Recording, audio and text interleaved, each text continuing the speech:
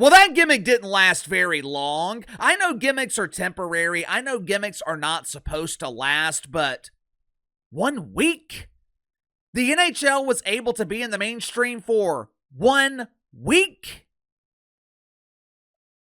Hell, it wasn't even a full week. The second game between the United States and Canada, that was last Thursday night. It was a record-breaking game for the NHL, 9.3 million viewers. If you combine the audience in the United States and Canada, that game had a larger audience than the NBA Finals.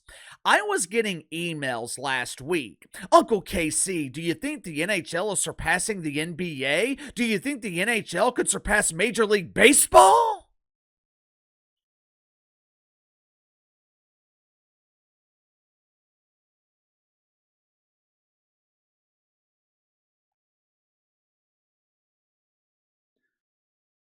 I don't think the NHL can eclipse the WWE. Matter of fact, the NHL reminds me of the WNBA dump, which we will be talking about later this morning over on the main channel. The hockey is not enough, just like the pretend basketball in the WNBA is not enough. In order for the NHL to be popular, they have to rely on outside factors. They have to rely on gimmicks. The truth is, the NHL just got lucky. They should be sending a check to Donald Trump. At minimum, they should be sending the Trumper a thank you card. Dear Donnie, hey, it's me, Gary B. Thank you for pissing off those bitter Canadians. I know you could not attend the tournament last week, but I would like to invite you to our Pride Night celebration. Signed, your friend, Gary. If there wasn't a political element, if the matchup last week had been Canada-Sweden, no one would have cared, because no one cares about hockey. In the NHL, they damn sure don't do themselves any favors.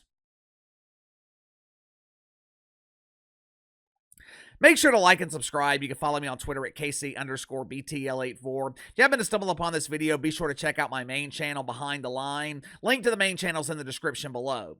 Before we get into the ratings, let me explain why the NHL is incompetent. Last week, there were more eyes on the NHL than ever before. Content creators like myself who never talk about the NHL, we were willing to give the league free publicity. I'm not talking about hockey creators who are reaching a niche audience. I'm talking about people with audiences who aren't watching the NHL. I can be critical of the NFL. I'm often critical of Adam Silver in the NBA. I'm not critical of the WNBA dump. I hate the dump. If it were up to me, the entitled dump divers in the WNBA, they would have to operate like an actual business, and 2 or 3 years from now, they would be bankrupt. But you know what these leagues understand that the NHL doesn't? Even if someone is critical of your league, they are still giving you free publicity. If they want to use clips of your games, you don't hit them with a copyright strike. You allow it. Not the NHL, though. No! The NHL refuses to allow anyone to publicize their league. Why? I have no idea. Doesn't make sense to me, but what the hell do I know? Even though the NHL saw double-digit gains last week or this week when compared to last season, those numbers are very misleading because Nielsen is now including out-of-home viewership. With out-of-home viewing excluded, the NHL would be seeing minimal gains, or worse, their ratings would be flat. Capitals, Penguins, 1.1 million viewers on ABC, down 200,000 viewers from 2 weeks ago. Wild Red Wings, 944,000, down 10,000 viewers from 2 weeks ago. This has got to be disappointing if you're the NHL. You were coming off the biggest week in the history of your league. For the first time in decades, the NHL was in the mainstream. Everyone was watching. You were trending all over social media. And 48 hours later, you were back to irrelevance. There are times when the NBA product can be boring. First 3 months of the regular season, even I have trouble paying attention to some of these games in the NBA, and I'm a diehard fan.